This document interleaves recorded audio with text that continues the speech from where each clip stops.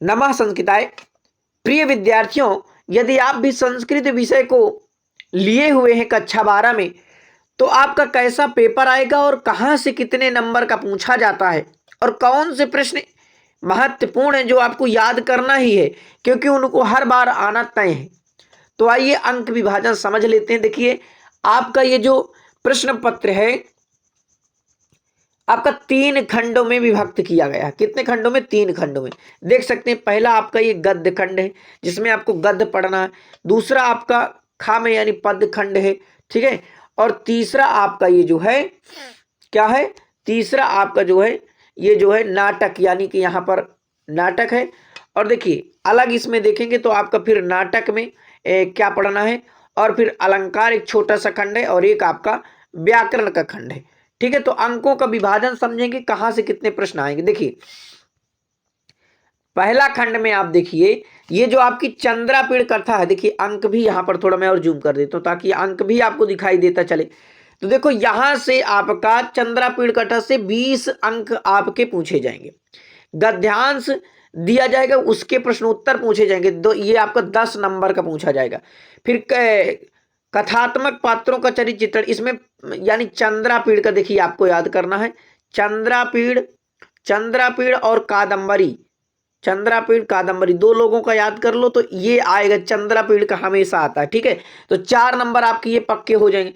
फिर रचनाकार का जीवन, तो आप देखेंगे कि बाण भट्ट ये चंद्रापीड़ कथा को लिखे ना, तो बाण भट्ट का आपको जीवन परिचय हमारे सब यूट्यूब में पढ़ा, जीवन परिचय याद कर लीजिए। इनकी गद्य शैली याद कर लीजिए, बस 2 प्रश्न, गद्य शैली याद कर लीजिए और इनका जीवन परिचय। बाणो उच्छिष्टम जगत सर्वम, इसे पढ़ें या ना पढ़ें, ठीक है। आपके जो है कि आपको कोई सिलेबस में मिले ना, इसलिए मैं यूट्यूब में डाल दिया हूं, आप देख सकते हैं प्लेलिस्ट बनी हुई है। 4 नंबर के ये हो जाएगा।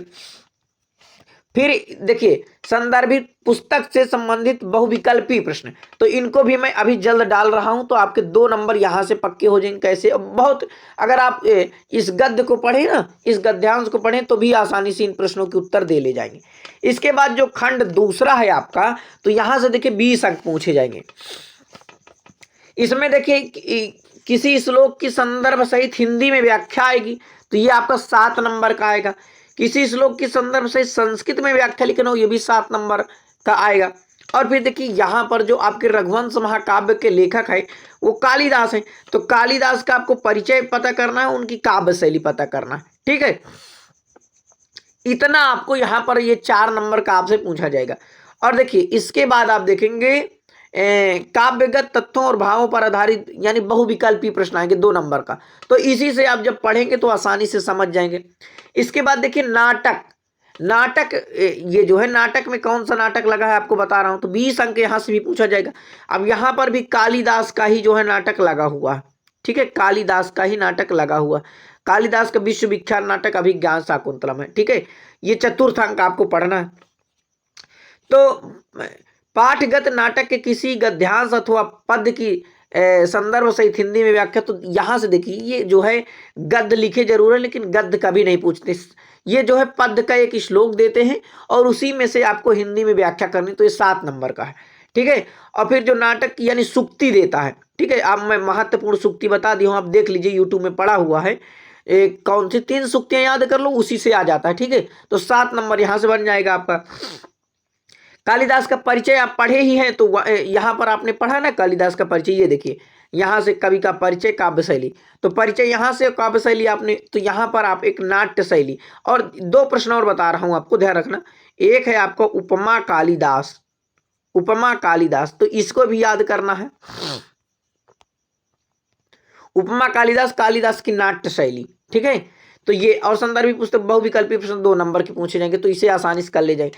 इसके बाद देखिए यहां पर आपको निबंध लिखना है, तो ये आपका 10 नंबर का आता है। तो आपको पर्यावरण, जनसंख्या, साहित्य, संस्कृत, तो संस्कृत भाषा या महत्व, इस निबंध को आप बिल्कुल तैयार कर लो, तो यहां से आपके 10 नंबर याद हो जाएंगे, ठीक है।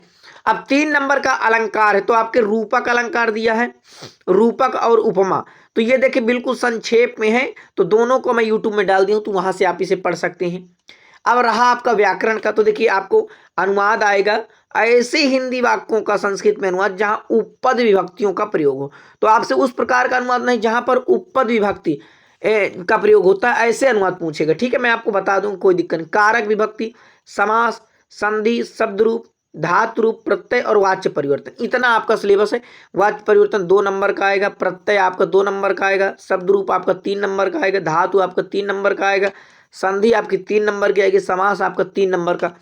तो इस प्रकार से आपके अंकों का विभाजन है, यानी व्याकरण के आपके 27 नंबर बिल्कुल पक्के। ठीक है, और इधर आपको ये आपको बिल्कुल तैयार करना है, क्योंकि 10 अंक यहाँ से आपको। अलंकार बिल्कुल सरल है, 3 नंबर आप यहीं से पकड़ लेंगे।